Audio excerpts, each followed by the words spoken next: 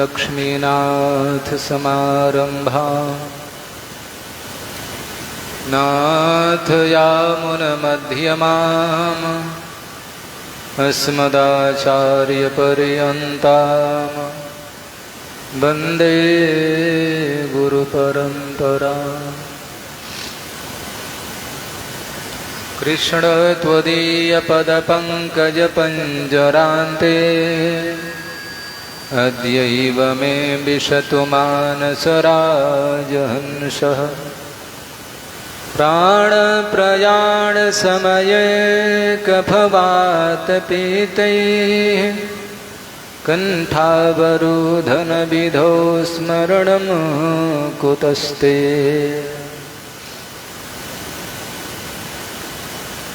कृष्णाय वासुदेवाय हरये परमात्मने प्रणतक्लेशनाशाय गोविन्दाय नमो नमः।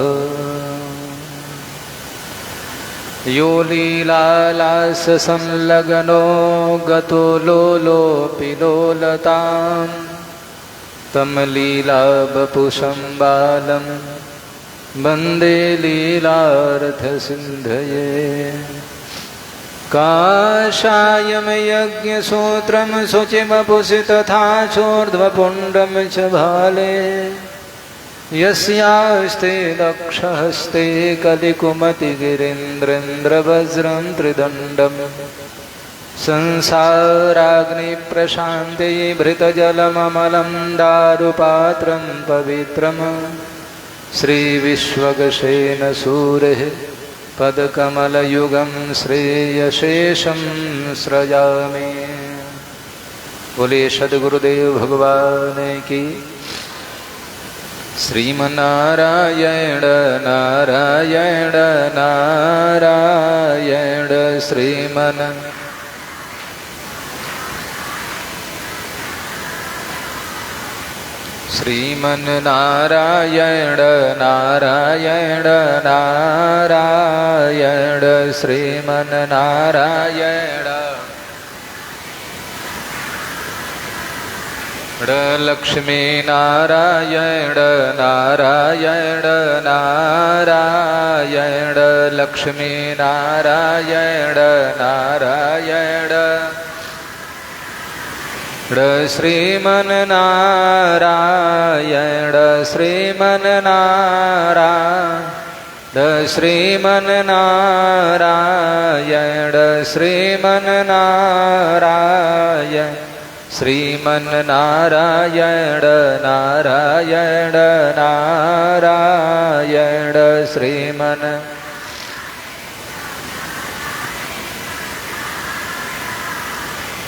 गुरुवर नारायण नारायण नारायण गुरुवर नारायण नारायण। बोलिए गुरुदेव भगवान की। भक्तवत्सल भगवान की। यज्ञ नारायण भगवान की। जय जय श्री राधे श्याम।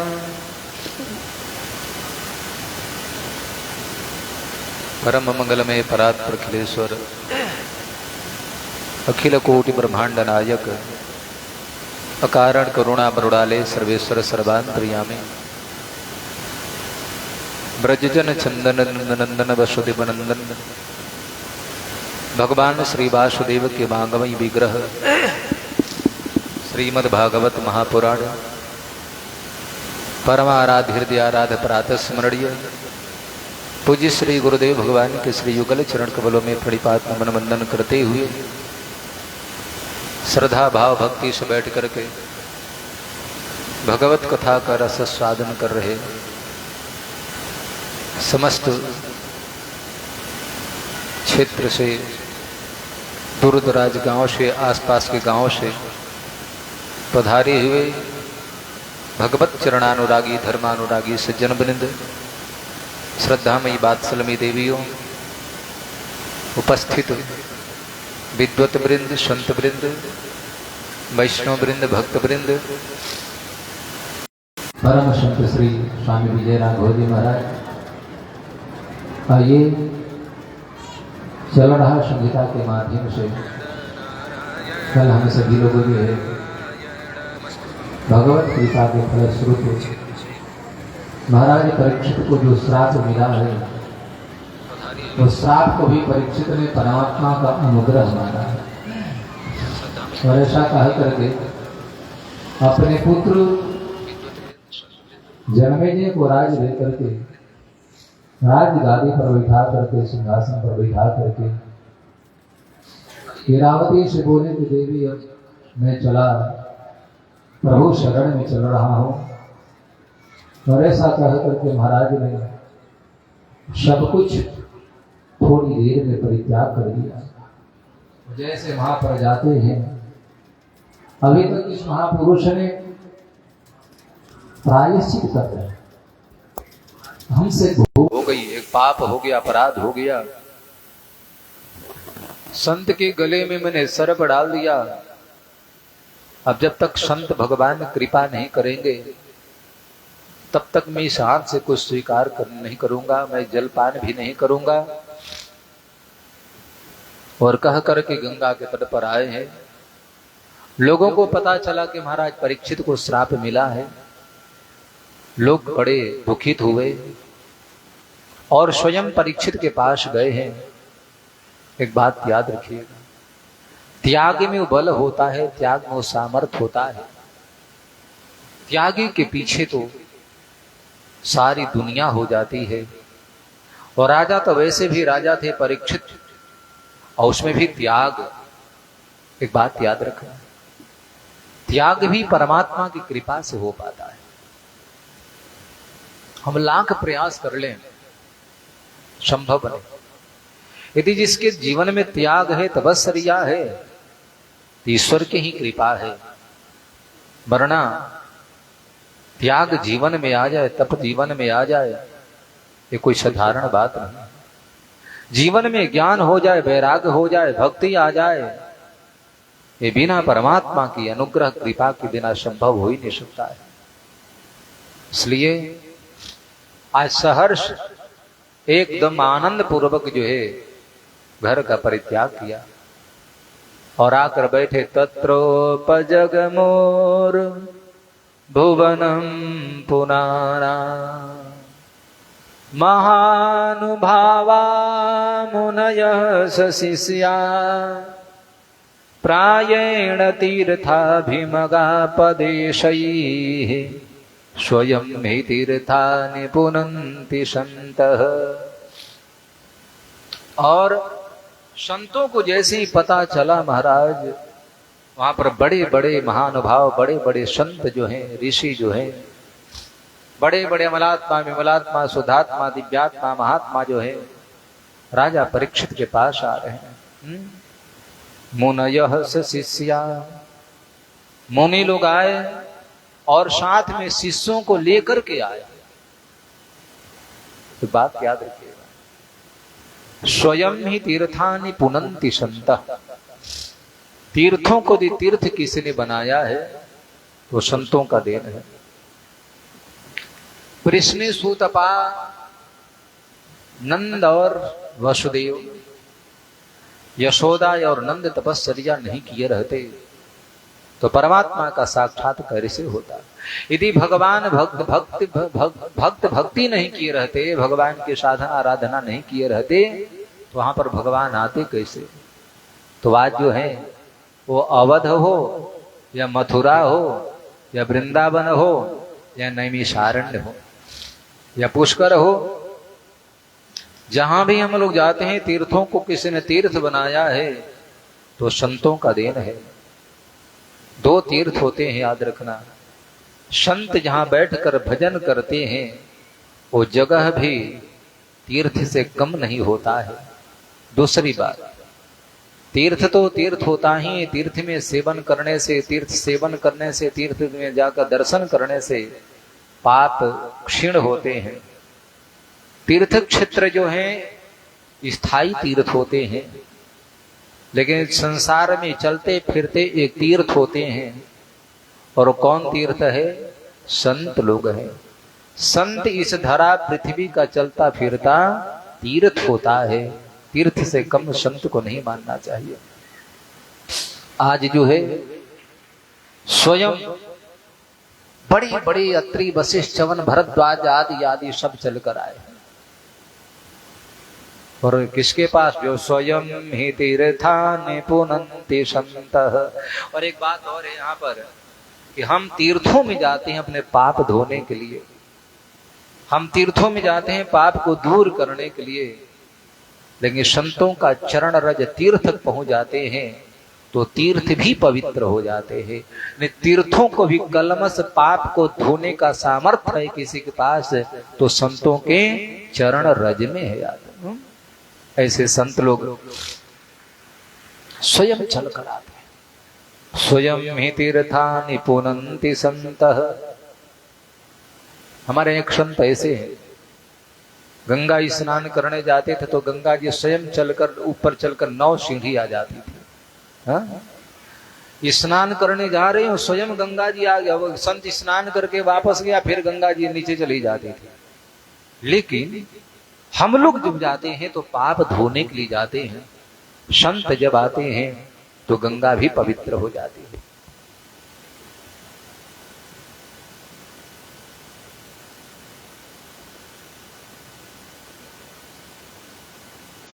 मिनट में सारी नशा उतर जाएगी। बोल भक्त वत्सल भगवान की। और आप तो ऐसे खड़ी हो गई हैं, लगता है कि यमराज ही आ गया आपके पास। बैठिए। लगता है कि शराबी को ही आपने नहीं देखा है। ये माताओं के काम सारा उल्टा सीधा होता है।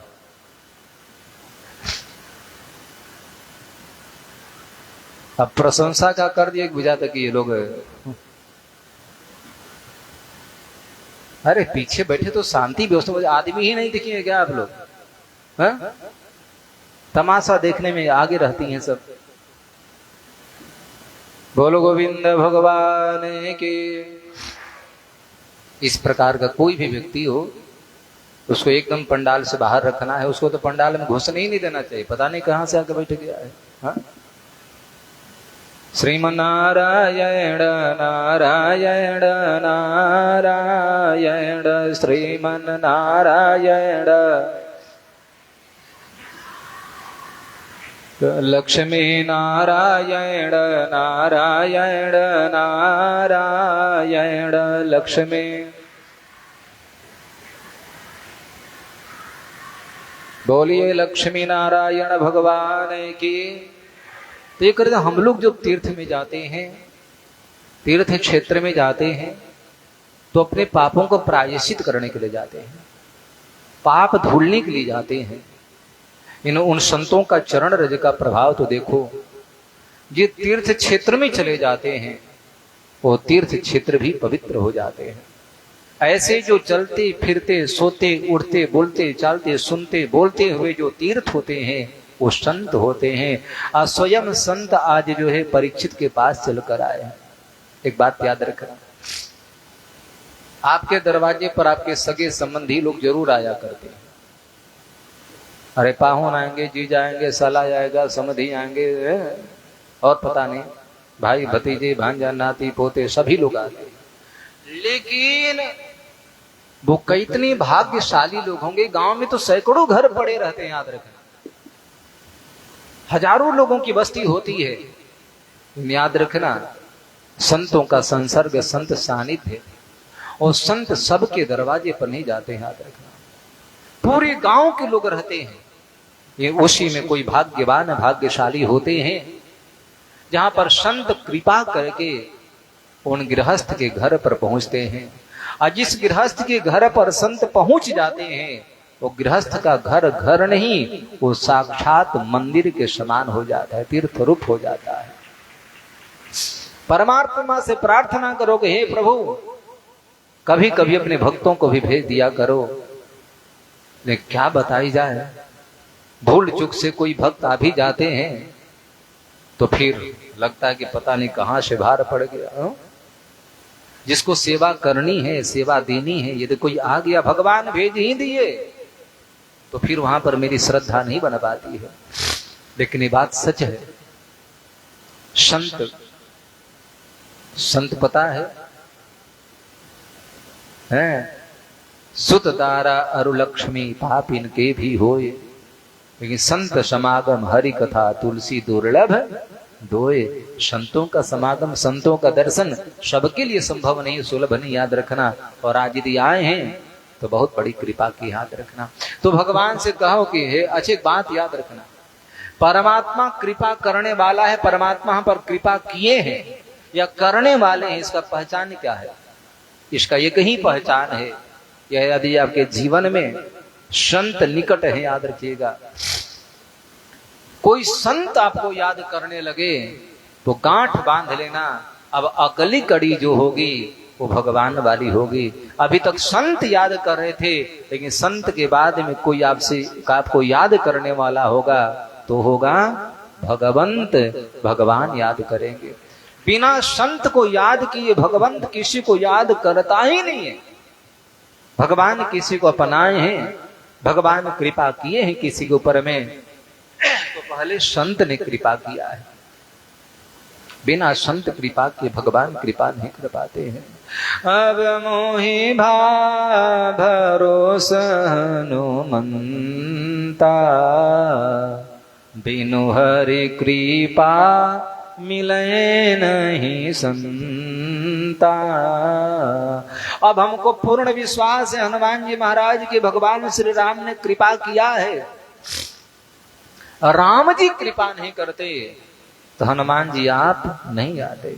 और हमको तो लगता है कि राम जी ने कृपा करके हमारे लिए ही आपको भेजा है, वरना आप तो किसी भी रास्ते से, किसी भी गली से निकल जाते। इसलिए बस याद रखना, संत से लगाव है, संत से संबंध है, संत याद कर रहा है, इसका मतलब कि हम भगवान के कुछ करीब हो गए हैं। खैर, और आज संतों ने याद किया, अभी तक संतों ने याद नहीं किया था, परीक्षित को याद रखना।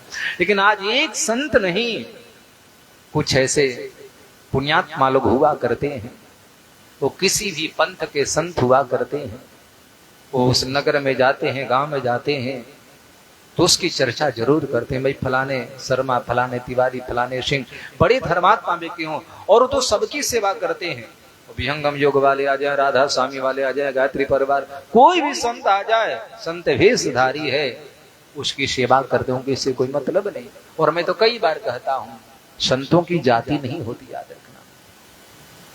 संत है तो जाति नहीं होनी चाहिए, याद रखना। लेकिन ये बात बिल्कुल सत्य है कि संत होना भी चाहिए। मैं बताया, संत परिधान नहीं है, संत वस्त्र नहीं है, संत वेश नहीं है। ठीक है, वेश है, स्वरूप है, लेकिन संत एक स्वभाव है, याद रखना। कि वो लक्षण, वो स्वभाव यदि किसी व्यक्ति में दिखने लगे तो उसको संत मानना चाहिए। इसलिए तो संतों का मत है, शास्त्रों का मत है, जाति न पूछो साधु के, पूछ लीजिए ज्ञान। साधु की कोई जाति नहीं होती है।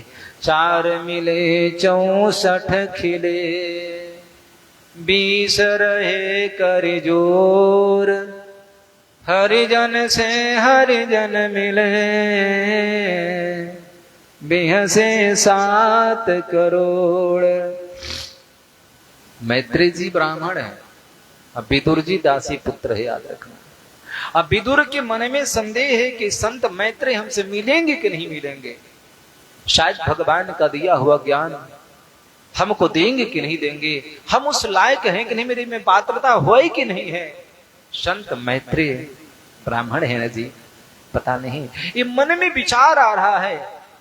लेकिन जैसे ही संत विदुर जो है मैत्र के पास पहुंचते हैं, अब मैत्र ने देखा दूर से, थोड़ा सा सहम गए विदुर जी। मैत्र को देखे तो हिम्मत नहीं पड़ा आगे बढ़ने के लिए, लेकिन मैत्र जैसे विदुर को देखे दौड़ पड़े। जिस प्रकार से भगवान श्री कृष्ण सुदामा को देखा, सुदामा सुदामा आवाज लगाकर दौड़ पड़े, उसी प्रकार से मैत्रेय जी दौड़ पड़े संत विदुर को हृदय से लगाने के लिए। और संत मैत्रेय ने विदुर को देखा, अब विदुर ने मैत्र को देखा। 4 मिले 64 खिले, 20 रहे करिजोर, हरिजन से हरिजन मिले, 7 करोड़। संतों के दर्शन में दर्शन से एकदम आंखें जो है अपलक दृष्टि से पलकें गिर नहीं रही है। संत मैत्रेय विदुर का दर्शन करते हैं, विदुर संत मैत्रेय का दर्शन करते हैं। दोनों के चेहरे पर मुस्कुराहट है, रोम रोम खिल उठे, दोनों हाथ जोड़े पड़े हैं। हरिजन से हरिजन मिले बिहसे 7 करोड़। आज हरिजन यानी हरि के भक्त कौन? विदुर। और दूसरा हरिजन यहाँ पर कहा संत मैत्रेय के लिए याद रखना, संत की कोई जाति नहीं होती है, वो तो हरि के जन होते हैं, वो भगवान के भक्त होते हैं, इसलिए हम उसको हरिजन कहा करते हैं, संतों की जाति नहीं। आज जो है संत लोग स्वयं चलकर कृपा किया। आज परीक्षित के पास गया है तो महात्मा याद कर रहे हैं, तभी महात्मा अभिमान मत करना, समझना कि बुलावा आ गया है। और फिर कहीं वहां पर डिसमिस करेंगे, इधर उधर करेंगे तो फिर भाई आप जाना। हाँ? बोलो गोविंद भगवान के। बोले कि स्वयं है महात्मा वहां पर चलकर आए हैं। अत्रि वसिष्ठश्च वनस्सरदवान् नरिष्टनेमि भृगुरंगिराच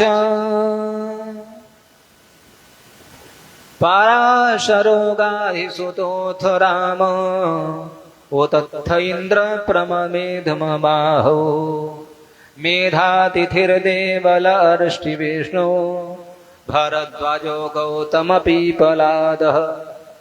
भरद्वाज, गौतम, पिपलायन, वशिष्ठ, मैत्रेय और एक नहीं भगवान नारदाश्च, स्वयं नारद जी वहां पर आए हैं। अत्रि वशिष्ठ वन भरद्वाज ऋष्ट नेमि भृगु अंगिरा पराशर गाधीसुत विश्वामित्र आदि आदि एक नहीं सैकड़ों सैकड़ों संत आए महाराज।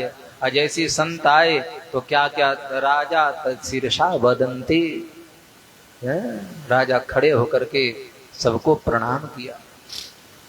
देखो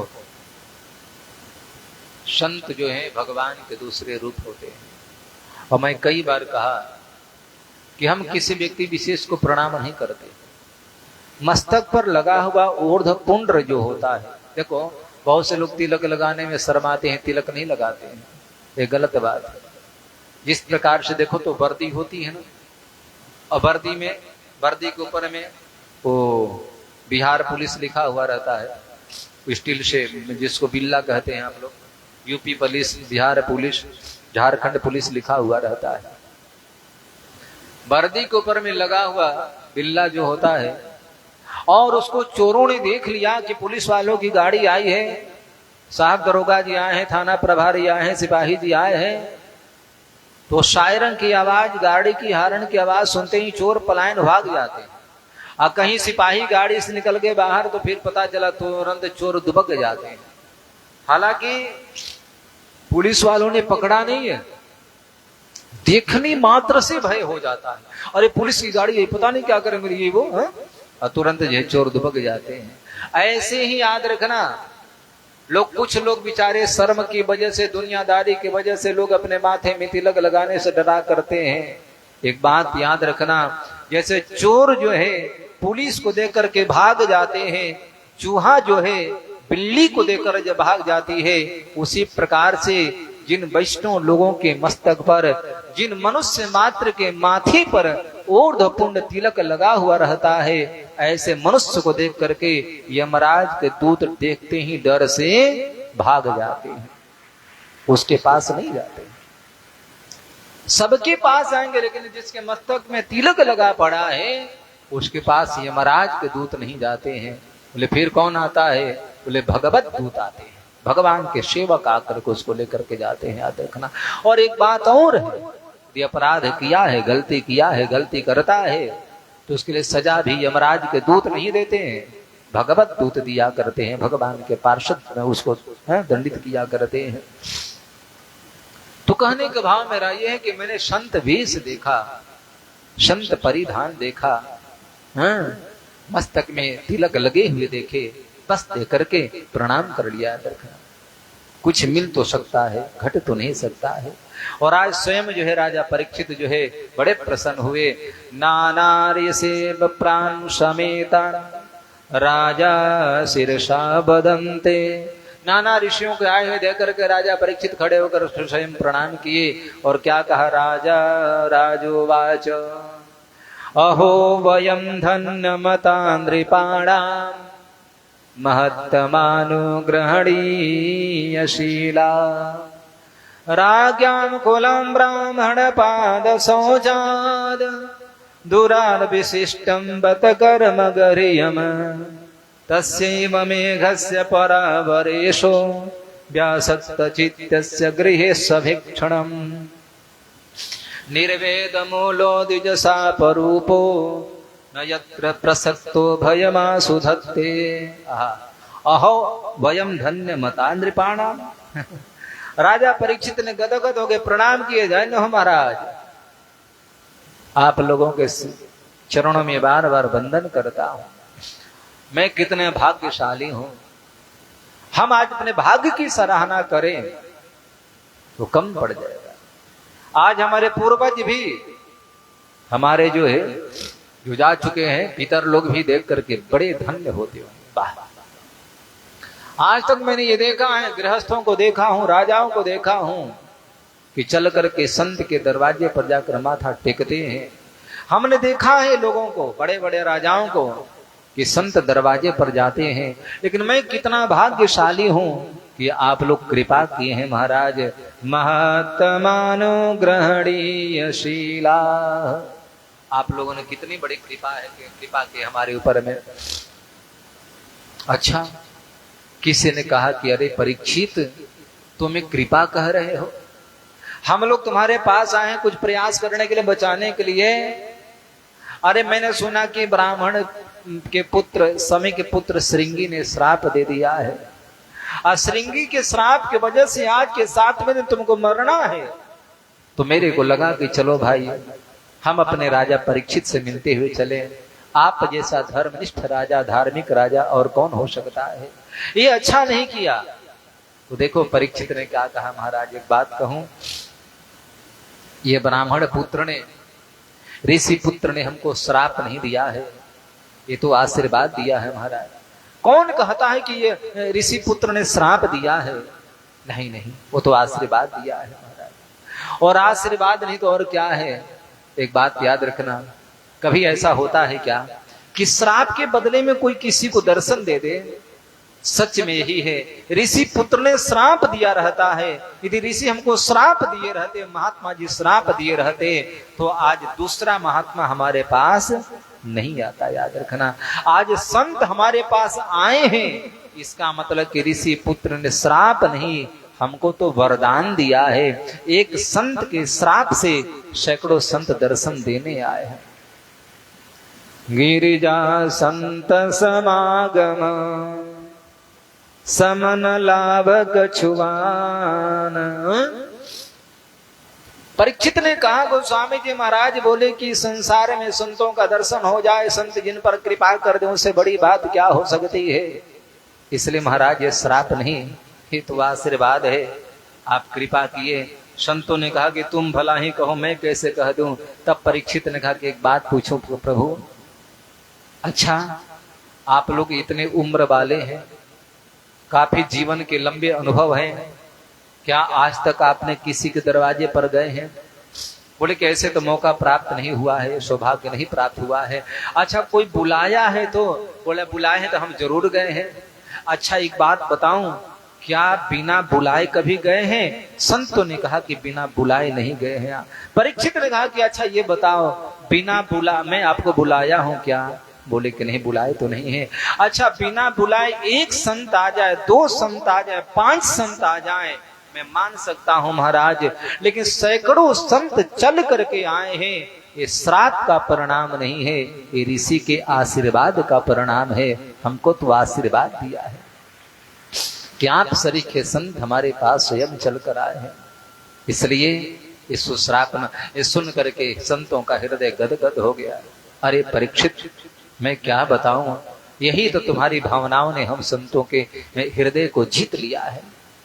लगता है कि मैं तुम्हारे लिए क्या करूं परीक्षित, मेरे पास जितना भी साधना का बल है, भजन का बल है, त्याग का बल, तपस्या का बल, मैं सबको प्रयास करूंगा, कि तुम्हारा ये शरीर रहे, तुम्हारा ये जीवन रहे, याद रखना आपकी आवश्यकता है महाराज। तब जाकर के परीक्षित ने कहा कि प्रभु ये बताइए, बहुत अच्छी बात है, आप लोग चाहते हैं कि हम रहें, सच्चाई ये बताओ, क्या हमको जाना है कि नहीं?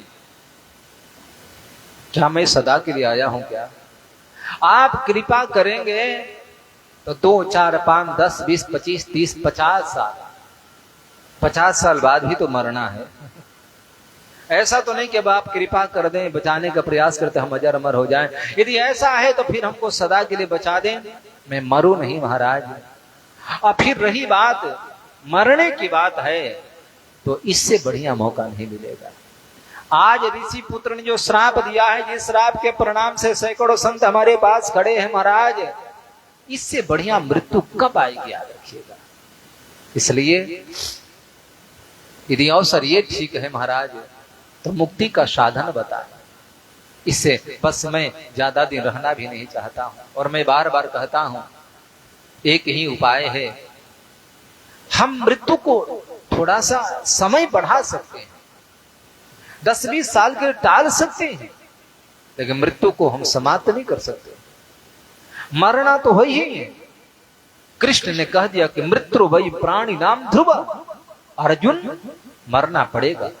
आज मरो, चाहे 10 साल बाद मरो, चाहे 50 साल बाद मरो, मरने का अलावा दूसरा कोई रास्ता नहीं है। और मैं बार बार कहता हूं कि हम यहां जो आए हैं मरने के लिए आए हैं, तो फिर अरे मर तो जाएंगे ही, तो मरना है कैसे पता है?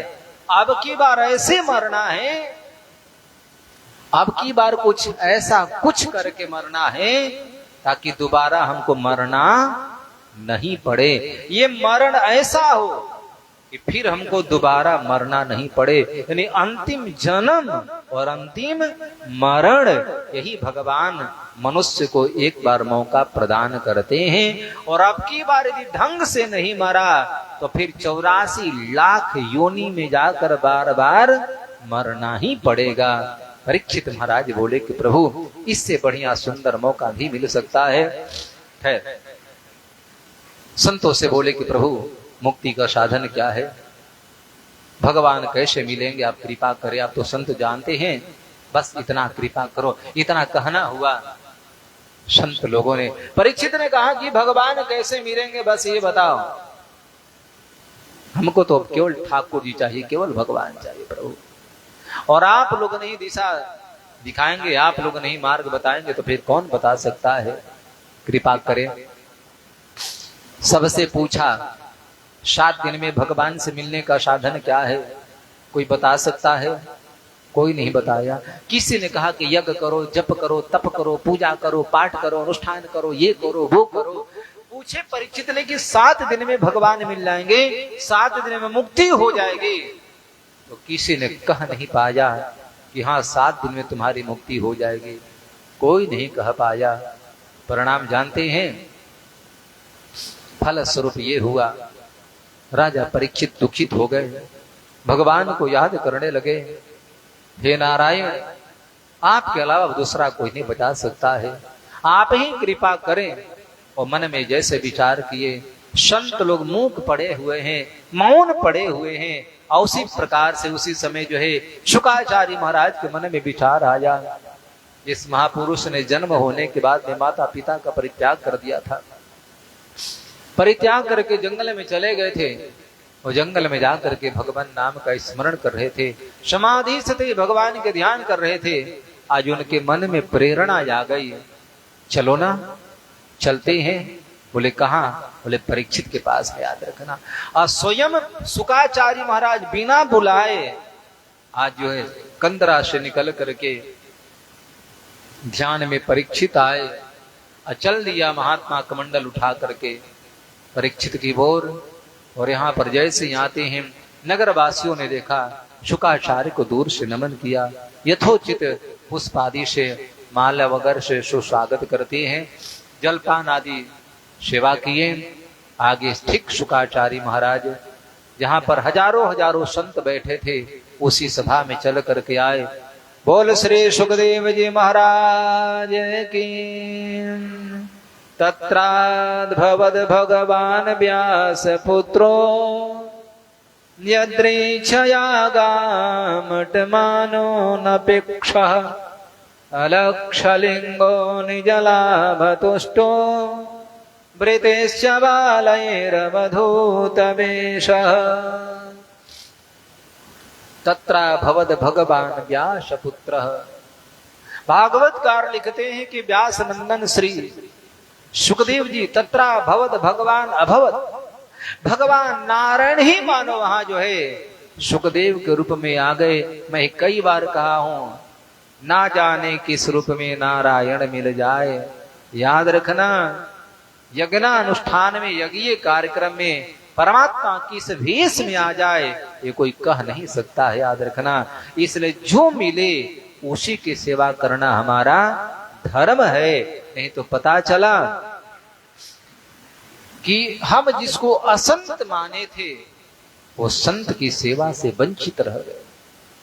हमने जिसको अभक्त माना था भक्त से मैं मुकर गया, वंचित रह गया। इसलिए स्वयं भगवान नारायण ने कृपा करके वहां सुखदेव जी महाराज बन करके आ गए। और कहां पर? अलक्षलिंगो निजलाभतुष्टो वृतिश्च बालैरवधूत वेषः। अवधूत वेष है, अवधूत मात्र शरीर पर दूसरा वस्त्र नहीं है कि केवल कौपीन है। याद रखना, इस संसार में सबसे बड़ा भाग्यवान व्यक्ति यदि कोई है, सबसे बड़ा सुखी व्यक्ति है, याद रखना, तो कौन है? कौपीन बंतः खलु भाग्यवंतः। याद रखना, जिसके पास लंगोटी के सिवाय, कौपीन के सिवाय दूसरा कुछ नहीं है, वही इस संसार के सबसे भाग्यशाली व्यक्ति है।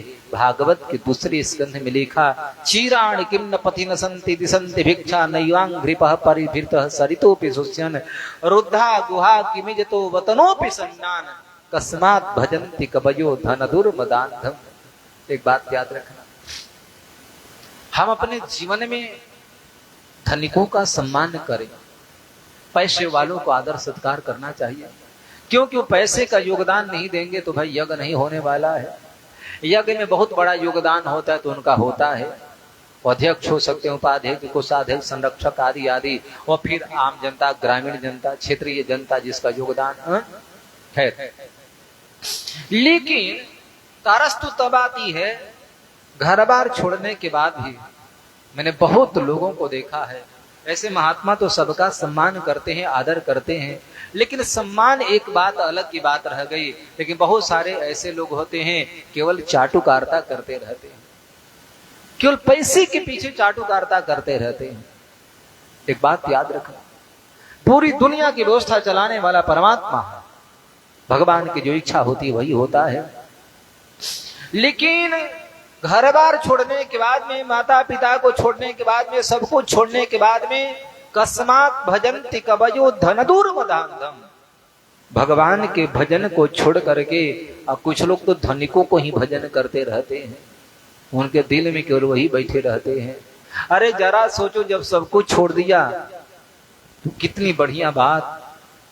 एक बात याद रखना, सन्यासी महात्मा जो होते हैं, दंडी महात्मा जो होते हैं, पैसा नहीं छूते, रुपया भी नहीं छूते हैं। ऐसा मत सोचना कि सिक्का नहीं छूते हैं तो रुपया नहीं छूते हैं क्योंकि उसमें सुवर्ण होता है, धातु पात्र वर्जित होता है, धातु छूना वर्जित होता है, दोष लगता है। तो बहुत सारे महात्मा जो हैं, जो सन्यासी दंडी, जो रुपया नहीं छूते हैं, है उचित है, नहीं छूना चाहिए। लेकिन सब कुछ सिद्ध होने के बाद, सन्यासी होने के बाद में एक बात याद रखना, जब अभी से लेकर के 42-43 साल के कुछ लोगों की सोच है कि थोड़ा बैंक बैलेंस कर लिया जाए, बैंक बैलेंस कर लूंगा तो फिर हमारी सेवा होगी। अभी हमारे कुछ ऐसे महात्मा थे जिनके पास 70 लाख रुपया था, 35 लाख रुपया था, कहाँ गया था, करोड़ों रुपया था, लेकिन रुपया के बदौलत सेवा नहीं होती, याद रखना। फिर उन संतों को देखा गया कि यहाँ से गए वहां, वहां से गए वहां, क्योंकि भाग्य में सेवा नहीं लिखा है। तो रुपया रखोगे तो कोई ना कोई रुपया ले लेगा, सिग्नेचर करा लेगा, पैसा रख लेगा, लेकिन सेवा होने वाली नहीं है। सेवा उसकी होती है, याद रखना, जिसने सेवा किया है सेवा किया नहीं है तो सेवा नहीं हो सकती, याद रखना। आप सोचेंगे कि चंदा मांग करके पैसा इकट्ठा करके बैंक बैलेंस कर दो, मैं बुढ़ापा आ जाएगी तो लोग बाग आकर सेवा करेंगे, सेवा नहीं करेंगे। वो तो आकर के पैसा निकलवा करके और वहां से निकल जाएंगे। उस समय तो अंगूठा लगाना ही पड़ेगा, सिग्नेचर करना ही पड़ेगा। इसलिए सेवा चाहती है तो सेवा करो, याद रखना।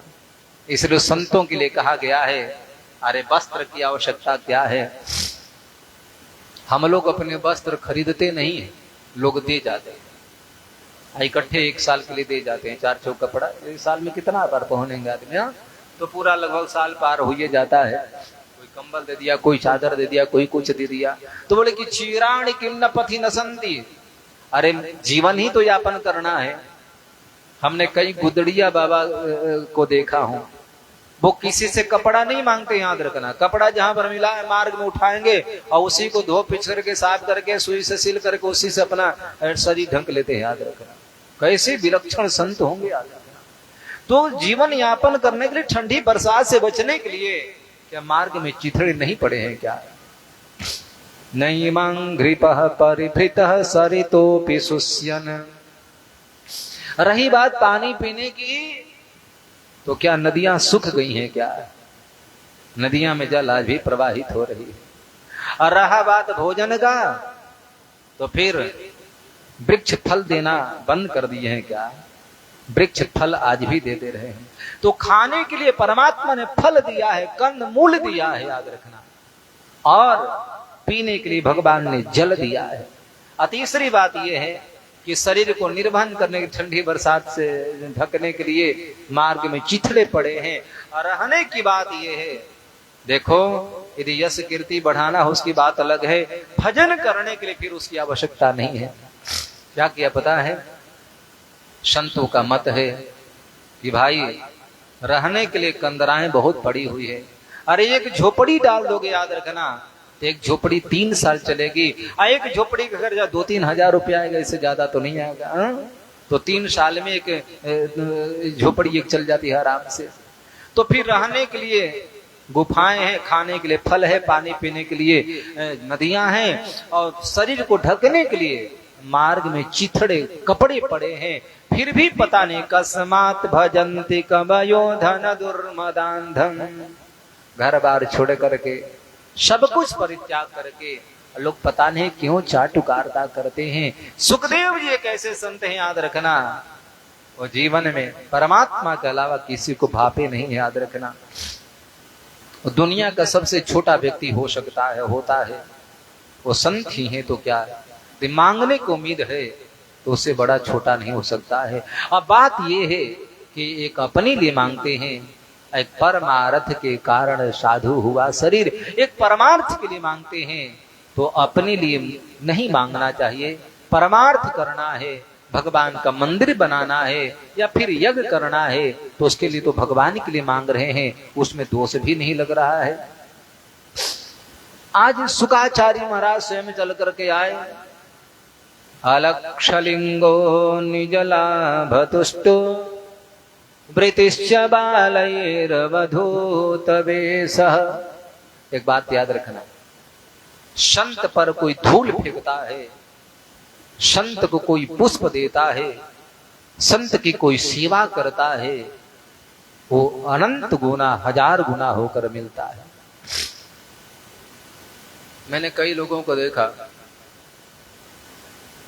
जो संतों को बड़े अपमान किए थे, अब नाम नहीं लूंगा, आज उनका बेचारा काम, जो चीज देंगे वो अनंत गुना होकर मिलेगा। एक बात याद रखने से, आपने धूल उठाया, धूल उठा करके ऊपर फेंकेंगे आकाश में, सूर्य ना तो जाएगा क्या? नहीं जाएगा, वापस हो जाता है।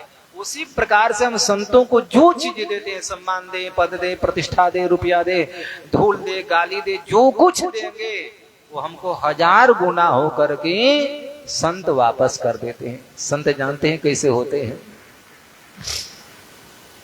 एक बार मैं आ रहा था डोमरी पड़ाव से, अब तो थोड़ा समय भी कभी कभी क्रोधित हो जाता हूं, वाला होना नहीं चाहिए, कभी कभी आ जाता है। तो मैं पड़ाव से आ रहा था और हमारे साथ में एक महात्मा जी कुलशेखर स्वामी थे। उस दिन मैंने अपने धैर्य का परीक्षा लिया।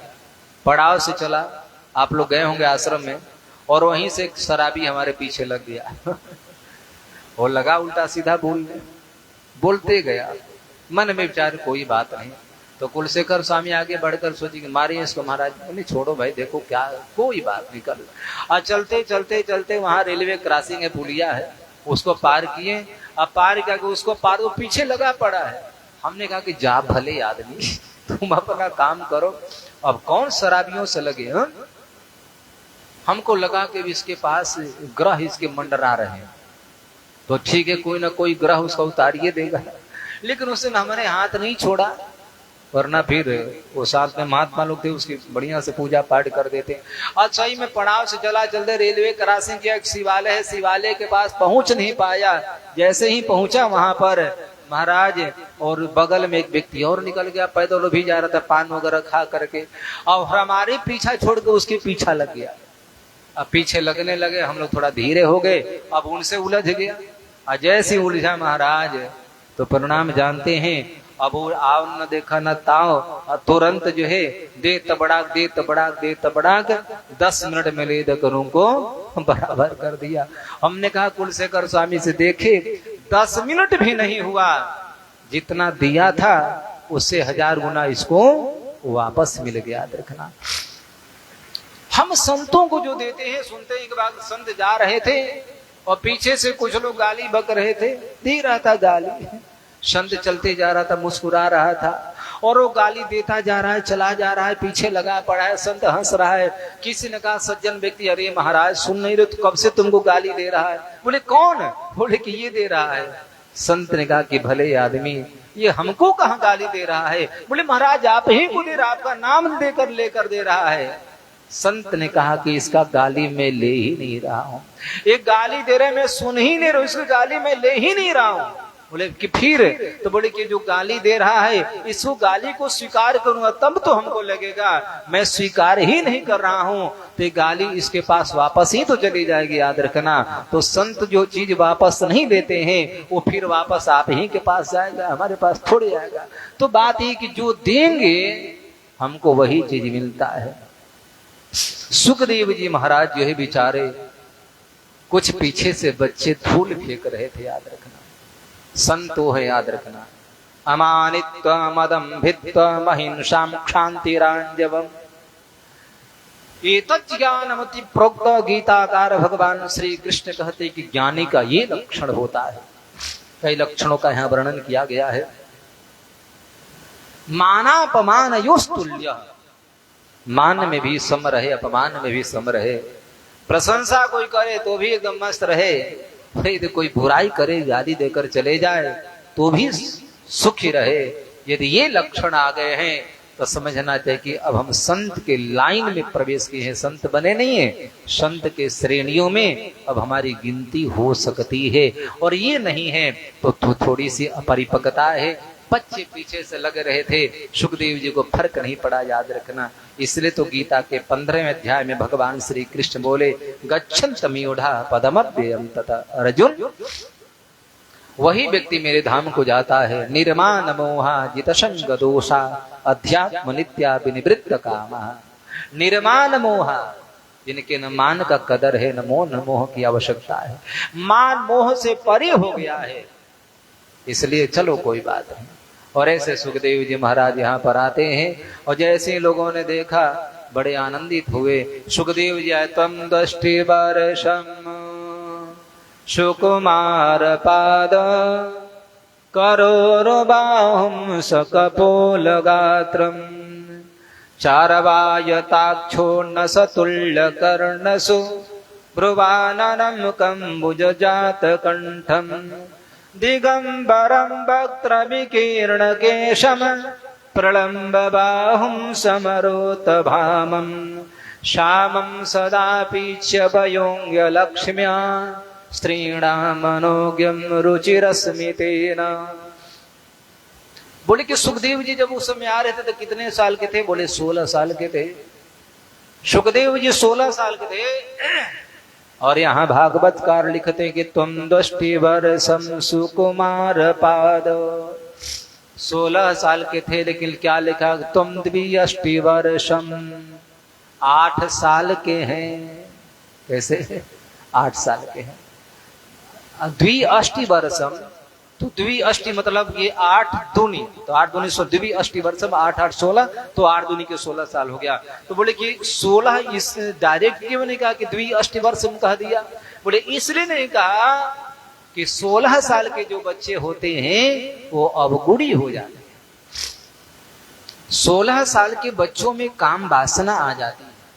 16 साल के बच्चों में थोड़ा सा उम्र के अनुसार जीवन में दोष आ जाते हैं और भी कमियां आ सकती है, लेकिन 8 साल के बच्चों में कोई दोष नहीं आता है, याद रखना। 8 साल का बालक निर्विकारी होता है, याद रखना। आज सारी गंदगियां विदेश से, वो टेलीफोन क्या कहा जाए, मोबाइल हाथ में जो है, सारे विदेश की गंदी सी गंदी चीजें आ रही, याद रखना। लेकिन आज भी कलयुग व्याप्त गया है, कलयुग चरम सीमा पर चढ़ा पड़ा है, लेकिन आज भी यदि देखा जाए तो 8 साल का बालक विकारी नहीं होता है। इसलिए तो भगवान श्री कृष्ण 8 साल में महाराज, 16 साल के बच्चे ये जो गलत चीजों को जानते हैं, स्त्री पुरुष जानते हैं, उल्टा सीधा जानते हैं, लेकिन 8 साल का बालक नहीं जानता है। तो सुखदेव जी 16 वर्ष के हैं, लेकिन सुखदेव जी का स्वभाव कैसा है? 8 साल के बच्चों के समान है, मतलब निर्विकारी है। बोले सुखदेव जी महाराज की। सुकुमार पाद करोरु बाहुम सकपूल गात्रम, बड़े सुंदर कपोल हैं, लंबे लंबे घुंघराले घुंघराले केश हैं, विकीर्ण केशम, दिशाओं को ही अपने वस्त्र मान रखा है, कौपिन धारण किए हैं केवल, विशाल वक्षस्थल है, लंबी भुजाएं हैं, प्रलंब बाहुम, श्यामम सदा पिच्चवयोंग्य लक्ष्म्या स्त्रीणाम मनोज्ञम रुचिरस्मितेना। एकदम भगवान श्याम सुंदर के स्वरूप में, यह श्याम वर्ण में है, बहुत गौर वर्ण नहीं है। एक संत ने कहा, एक बात याद रखना, हमारे पास 2 लोग हैं, एक तो सुखदेव है और दूसरा श्याम सुंदर है, और दोनों का जैसे भागवत में यहाँ पर लिखा हुआ है, यही तो लक्षण श्री कृष्ण में है, यही स्वभाव, यही लक्षण, विशाल भुजाएं, विशाल लंबी भुजाएं, विशाल वक्षस्थल, काले काले घुंघराले घुंघराले बाल, बड़े सुंदर कपोल आदि आदि जो है, यही श्याम सुंदर का है, याद रखना। एक संत से किसी ने पूछा कि आप बताओ कि श्याम सुंदर में सुखदेव में अंतर क्या है, याद रखना। संत ने अपने अनुभव की बात कहा, एक बात बताओ, हमसे यदि पूछते हो तो एक कमरे में दोनों को बैठा दिया जाए, मुरलीधर को यानी श्याम सुंदर को और दूसरे सुखदेव को, याद रखे, है ना। और मुरलीधर वाले यानी श्याम सुंदर का बंशी यदि सुखदेव के हाथ में दे दिया जाए और एक पीतांबर सुखदेव को पहना दिया जाए और एक पीतांबर श्याम सुंदर को पहना दिया जाए, और दोनों के हाथ से चक्र हटा लिया जाए, बंसी हटा लिया जाए और दोनों को बाहर कर दिया जाए, तो दुनिया वाले ये नहीं पहचान सकते हैं कि कौन सुखदेव हैं और कौन श्री कृष्ण है। दोनों एक समान है, एक जैसे हैं, याद रखना, जरा भी भेद नहीं है। ऐसे श्याम वर्ण वाले श्री शुकाचार्य महाराज वहां चल करके आते हैं। स विष्णुरातोत्थितयागताय तस्मै सपर्यां शिरसा जहारः। जैसे ही सुखदेव जी महाराज वहां पर आ जाते हैं, अत्रि वशिष्ठ वन भरद्वाज गौतम आदि आदि जितने महात्मा थे, सारे के सारा महात्मा खड़े हो गए। बोले श्री सुखदेव जी महाराज की। बात याद रखना, अपने से श्रेष्ठ जन जब आते हो, गुरुजन जब आते हो, तो उठ करके खड़े हो जाना चाहिए। नहीं खड़े होने से व्यक्ति का पुण्य नष्ट हो जाता है, पुण्य क्षीण हो जाता है और उसके जीवन में बहुत बड़ा पाप दोष लगता है। सुखदेव जी महाराज आए, सब लोग खड़े हो गए, सबको देख करके राजा परीक्षित भी खड़े हो गए और सबने तो नमन किया।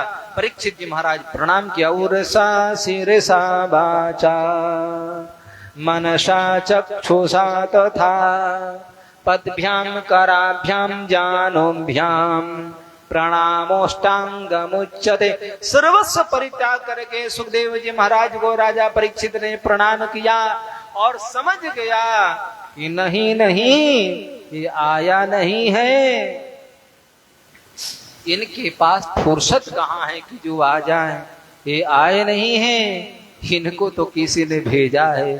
और कौन भेज सकता है? परीक्षित के मन में प्रेरणा आया, विचार आया कि श्याम सुंदर भगवान श्री कृष्ण का अलावा इनको दूसरा कौन भेज सकता है? अरे जिसने जन्म होने के बाद में माता पिता को परित्याग करके चले गए, वो भला आ सकते हैं क्या? नहीं नहीं, हमारे ठाकुर मेरे नारायण मेरे इष्ट देव श्री कृष्ण ने कृपा किया है और इनको स्पेशल तौर पर मेरे लिए भेजा है। और सुन करके गदगद हो गए महाराज परीक्षित, जा करके चरणों में प्रणाम कर लिए। और सही बात है, याद रखना, जब परीक्षित के ऊपर में ब्रह्मास्त्र चला था तो भगवान नारायण ने सुदर्शनेन शास्त्रेण स्वानन गदा मुहुम, गदा से बार बार रक्षा किए थे। उस समय वज्र चला था, बाण चला था, भगवान ने शस्त्र के द्वारा रक्षा किया था। और अब की बार पता है मंत्र चला है, परीक्षित को मारने के लिए मंत्र चला है, ऋषि के द्वारा मंत्र चला है। मंत्र दृष्टा ऋषि होते हैं। भगवान सोचे कि मैं अब की बार नहीं बचा पाऊंगा, अब की बार तो कोई ऋषि को भेजना पड़ेगा। आज सुखदेव जी को भेजे। आज सुखदेव जी महाराज वहां पर आ गए। सुखदेव जी महाराज को बैठा करके राजा परीक्षित ने पूजन किया।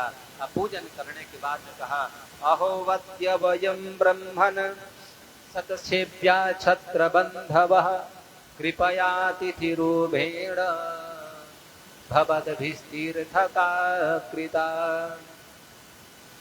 येषां संस्मरणात् पुंसः सद्यः शुध्यन्ति वै ग्रहाः किं पुनर्दर्शनस्पर्श पादशौचासनादिभिः। मैं आज अपने भाग्य की कहाँ तक सराहना करूं प्रभु, आप जैसे महर्षि ऋषि महात्मा ने मुझ परीक्षित के ऊपर में कृपा किया है। हम आज अपने भाग्य की सराहना कितना करूं, याद रखना, आप महापुरुषों के स्मरण हो जाए, स्मरण करने मात्र से व्यक्ति के अंतःकरण शुद्ध हो जाता है। और हम तो प्रत्यक्ष में दर्शन कर रहे हैं, आपके चरण प्रक्षालन कर रहे हैं, इससे बड़ा सद सौभाग्य क्या हो सकता है? कह करके परीक्षित गदगद हो गए, भाव विभोर हो गए, नेत्र सजल हो गए, आंखों से प्रेमाश्रु के पनारे निकलने लगे। सुखदेव जी महाराज ने कहा कि परीक्षित चिंता मत करो, मैं तुम्हारे लिए आया हूं और हमको दूसरा कोई नहीं, तुम्हारे परमात्मा कृष्ण ने कृपा करके तुम्हारे पास भेजा है। कोई बात नहीं, जो तुम्हारे मन में शंका है जाते याद रखना, पात्र को ढूंढना नहीं पड़ता, पात्र के पास तो योग अपने आप चले जाते हैं। हमको पात्र बनना, देखो शिष्य में जब अधिकार होता है तो गुरु अपने आप मिल जाते हैं, लेकिन अधिकार भीतर यदि भगवान नहीं मिलेगा तो फिर मिलने वाला नहीं है। इसलिए समय जाने के बाद में पता चलता है, अफसोस होते हैं, केवल खेद होगा, कष्ट होगा। इसलिए संत महात्मा कथा के माध्यम से निवेदन कर दिया करते हैं तो कैसे मरना है और मरने वाले पुरुष का लक्षण क्या है। आप भी तो 7 दिन में मरेंगे, क्योंकि आपके लिए कोई 8वां दिन स्पेशल बनकर नहीं आएगा। इसी इतवार सोमवार मंगल बुध शनि रवि में मर जाना है। इसी 7 दिन को मंगल में बनाने के लिए ये संहिता है, श्रीमद् भागवत महापुराण है। तो ये चर्चा हम कल से करेंगे। और अब तो लगता है कि अब हम लोग कथा में प्रवेश किए हैं, अब कथा में प्रवेश किए हैं और कथा तो अंत है भाई मेरे, क्या कही जाए। फिर भी कल आकर के हम इस सदुपदेश को सुनने का प्रयास करेंगे। आइए, समय का भी ख्याल रखना, ध्यान रखना है। भाव भक्ति के साथ में गोविंद नाम स्मरण करते हुए वाणी का विराम, आरती का दर्शन। श्रीमन्नारायण नारायण नारायण श्रीमन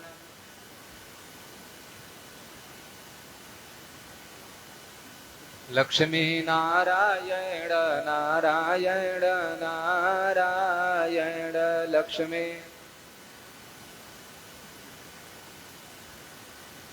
बोलिए।